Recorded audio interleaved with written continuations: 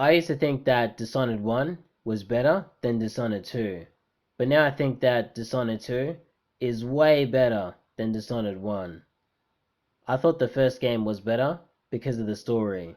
The whole Corvo getting framed for killing the Empress, going to prison, having to break out of prison, taking down his enemies, clearing his name, and then restoring Emily to the throne was exceptional and completely destroyed the second game. But when you really think about it, the second game's story is just as good, if not better, than the first game. Corvo or Emily gets imprisoned by Delilah. You have to free yourself and flee to Serkanos. From there, you have to figure out exactly what's going on, take down your enemies, figure out a way to take down Delilah, and then restore the throne once again. So the quality of the stories is quite similar in both games. So really, this is an argument of which game has better level design. And looking at the top 3 levels in both games, you've got the Flutter District, Dishonored, and House of Pleasure in Dishonored 1. And in Dishonored 2, you've got A Crack in the Slab, Death to the Empress, and the Grand Palace. So yeah, I think that overall, Dishonored 2 has way better level design than the first game.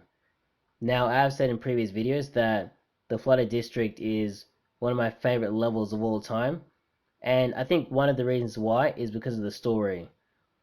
You start off the mission being captured by assassins, and obviously you have no gear, so you have to try and figure out a way to, free yourself from the area you're in, and you have no idea where you are.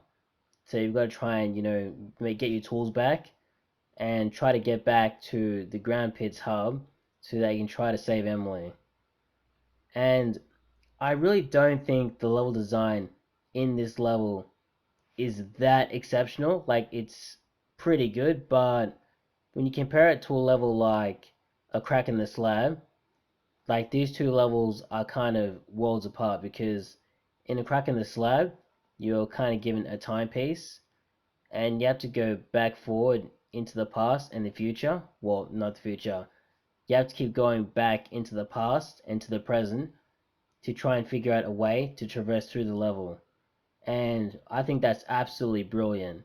And I just don't think, in terms of level design, that the Flutter District is actually better than the Crack in the Slab. Even though personally, the Flutter District is one of my favorite levels of all time. Then you've also got levels like Dishonored, which Dishonored is a level that is one of the first levels. It's the first level in the series.